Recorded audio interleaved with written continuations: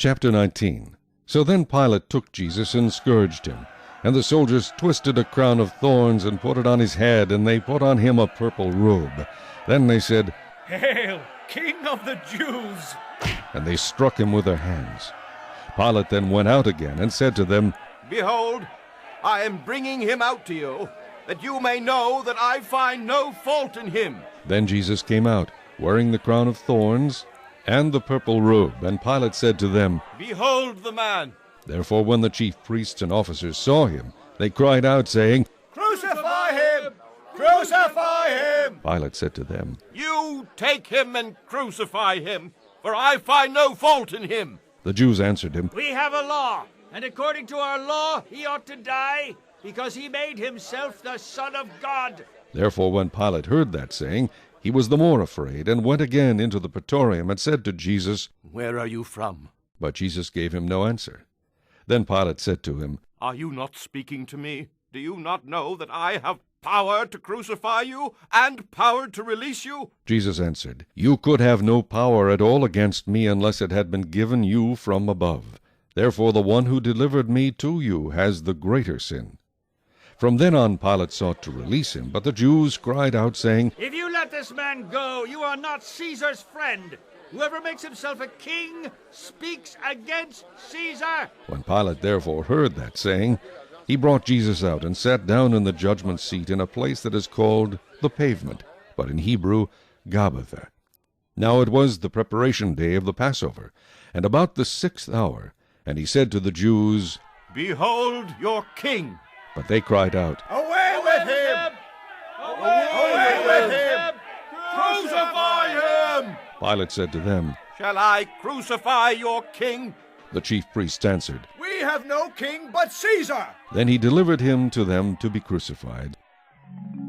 Then they took Jesus and led him away.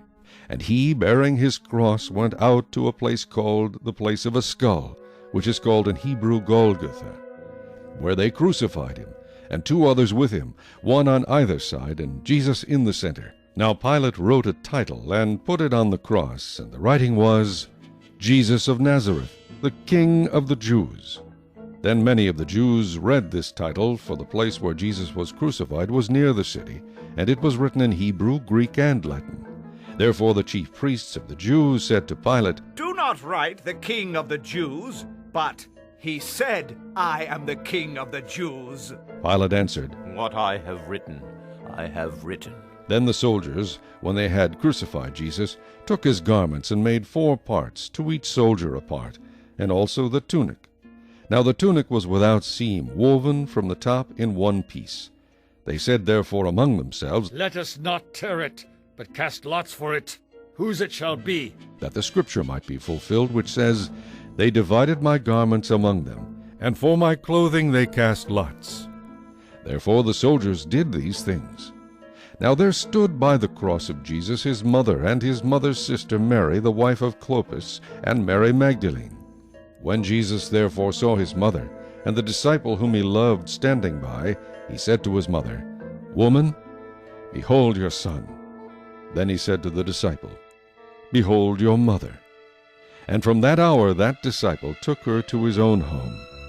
After this, Jesus, knowing that all things were now accomplished, that the scripture might be fulfilled, said, I thirst. Now a vessel full of sour wine was sitting there, and they filled a sponge with sour wine, put it on hyssop, and put it to his mouth. So when Jesus had received the sour wine, he said, It is finished. And bowing his head, he gave up his spirit.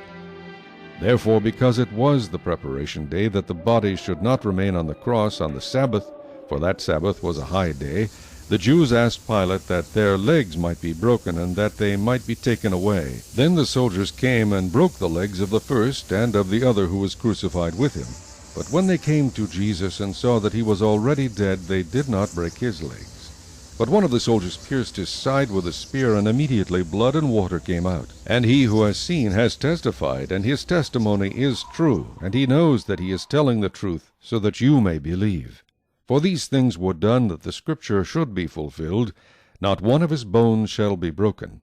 And again another scripture says, They shall look on him whom they pierced. After this, Joseph of Arimathea, being a disciple of Jesus, but secretly, for fear of the Jews, asked Pilate that he might take away the body of Jesus. And Pilate gave him permission, so he came and took the body of Jesus. And Nicodemus, who at first came to Jesus by night, also came, bringing a mixture of myrrh and aloes, about 100 pounds. Then they took the body of Jesus and bound it in strips of linen with the spices, as the custom of the Jews is to bury. Now in the place where he was crucified there was a garden, and in the garden a new tomb, in which no one had yet been laid. So there they laid Jesus, because of the Jews' preparation day, for the tomb was near by.